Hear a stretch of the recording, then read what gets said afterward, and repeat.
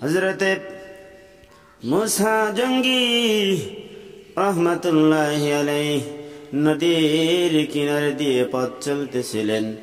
পথ চলতে চলতে হঠাৎ করে দেখেন নদীর কিনারে স্রোতের মধ্যে একটা ভাসমান ফল, সুন্দর একটি ফল ভেসে আসছে। হযরতে মুসা জঙ্গি রহমাতুল্লাহি আলাইহি ওই ফলটা দেখি তার খাওয়ার ইচ্ছা জাগলো। খাওয়ার ইচ্ছা জাগার পরে মুসা জঙ্গি রহমাতুল্লাহি আলাইহি ফলটা তুলে খেয়ে ফেললেন। ফলটা তুলে খাওয়ার পরে মুসা জঙ্গি হঠাৎ করে তার মাথার মধ্যে চিন্তার ভাবনা এসে গেল। হযরতে মুসা জঙ্গি রহমাতুল্লাহি আলাইহি চিন্তা করলেন, না জানি কার এই ফলটা নদীর স্রোতের মধ্যে ভেসে আসছে। ভেসে আসার পরে যে ফলটা আমি খেয়েছি, এই ফল খাওয়ার পর যদি কাল কিয়ামতের ময়দানে আমার রব্বুল আলামিনের দরবারে ফরিয়াদ জানাই, আল্লাহ আমার নদীর কিনারে একটা ফল গাছ ছিল, সেই গাছ থেকে একটা ফল পড়ে নদীর স্রোতে ভেসে গিয়েছিল, কে যেন খেয়েছে, আমি মাফ করব না, আমি বিচার চাই। আর এই বিচারটা যদি আমি রব্বুল আলামিনের দরবারে দেওয়া হয়, আর এই বিচারটা যেন আল্লাহ রাব্বুল আলামিন চেয়ে বসার কারণে কাল কিয়ামতের ময়দানে আমার দুঃখের সীমা থাকবে না, কষ্টের সীমা থাকবে না, জাহান্নামে যেতে হবে। এজন্য মুসা জঙ্গি অনুতপ্ত হলেন, চিন্তা করলেন, বাগানওয়ালাকে খোঁজার জন্য পথ চলতে শুরু করলেন। পথ চলতে চলতে হঠাৎ করে দেখে নদীর কিনারের মধ্যে, সুন্দর নদীর কিনারে একটা বাগান সাজানো আছে। তাকায় দেখে বাগানের মধ্যে ওই একটা ফলের গাছ, সুন্দরভাবে ফলের গাছগুলো গাড়িয়ে আছে। এবার সুন্দর করে বাগানের মধ্যে যায় দেখে যে ফলটা মুসা জঙ্গি রহমাতুল্লাহি আলাইহি খেয়েছেন। খাওয়ার পরে হযরতে মুসা জঙ্গি আলাইহিস সালাতু ওয়াস সালাম, হযরতে মুসা জঙ্গি রহমাতুল্লাহি আলাইহি এই ফলটা গাছের কাছে যায় দেখে যে ফল আমি খেয়েছি সেই ফলটাই গাছে ধরে আছে। এবার বাগানের চতুর্দিকে ঘুরে ঘুরে দেখে বাগানের মধ্যখানে বাগানওয়ালা দাঁড়িয়ে আছে। এবার বাগানওয়ালাকে জিজ্ঞাসা করতেছে, আল্লাহর বান্দা এই বাগানটা কার? এবার বাগানওয়ালা বলতেছে, বাগানটা হলো আমার। কারণ কি, কিসের জন্য এসেছো, বাগানওয়ালাকে খোঁজো কেন?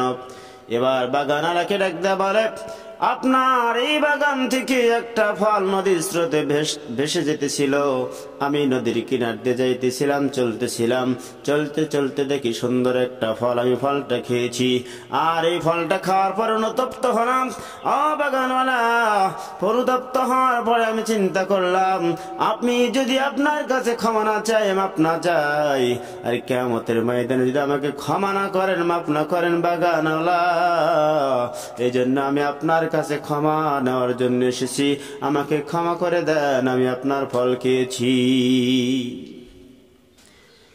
এবার ফল খাওয়ার কথা যখন উল্লেখ করা হোক, বাগানওয়ালা চিন্তা করলেন, এই আল্লাহর বান্দা তো কম সম বান্দা নয়, কম সম মানুষ নয়।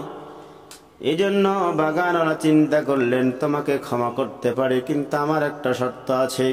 শর্তটা হলো, এই বাগানের দেখাশোনা তোমার করতে হবে, 1 নয় 2 নয়, 12টা বছর তোমাকে এই বাগানের দেখাশোনা করতে হবে, চাকরি করতে হবে। এবার মাপ পাওয়ার জন্য হযরতে মুসা জঙ্গি রহমাতুল্লাহি আলাইহি 12 বছর গোলামি করার জন্য স্বীকারোক্তি দিলেন, স্বীকার হলেন। 12টা বছর গোলামি করতে শুরু করলেন। গোলামি করতে করতে যখন এক পর্যায়ে 12টা বছর কেটে গেল, 12টা বছর কেটে যাওয়ার পরে হযরতে মুসা জঙ্গি রহমাতুল্লাহি আলাইহি 12 বছর পরে মালিকের কাছে যা বলতেছে, মালিক আমার তো 12 বছর পূর্ণ হয়ে গেছে, আমাকে ক্ষমা করে দেন, আমি বাড়িতে চলে যাই। এবার বাগানওয়ালা চিন্তা করলেন, না না না না, তোমাকে চাকরি থেকে অব্যাহতি দেওয়া হবে না, তোমাকে ক্ষমা করা হবে না।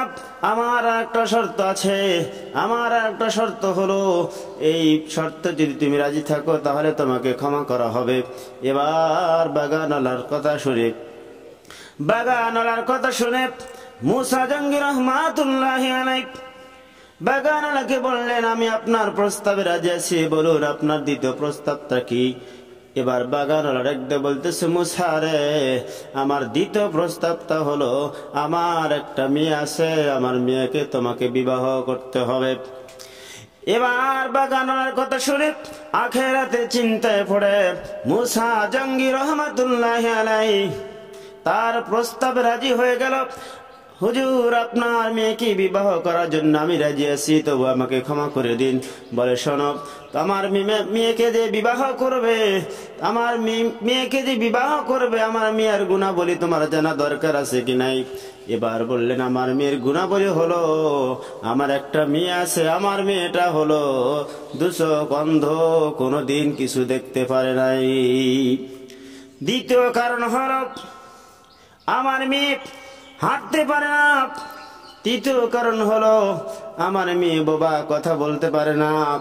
এরকম প্রস্তাব যখন দিল, দেওয়ার পরে আখিরাতের চিন্তায় পড়ে তিনি সেদিকে না তাকিয়ে বললেন, আমি তবু আপনার মেয়েকে বিবাহ করতে রাজি আছি।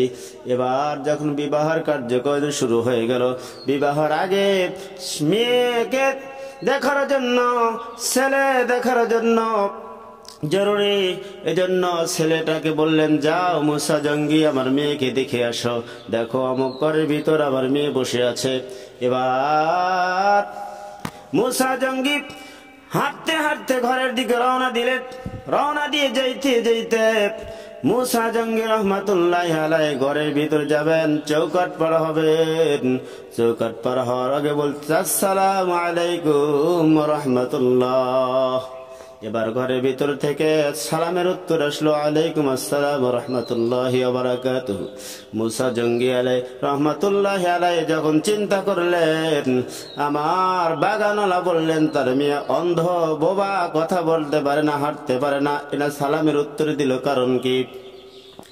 এবার সালামের উত্তর দেওয়ার পরে দেখে, চলে আসার পরে পিছন থেকে মেয়ে ডাকতে বলতেছে, ও আল্লাহর বান্দা, সালাম দিয়ে ঘরের ভিতর প্রবেশ না করে চলে যান কেন?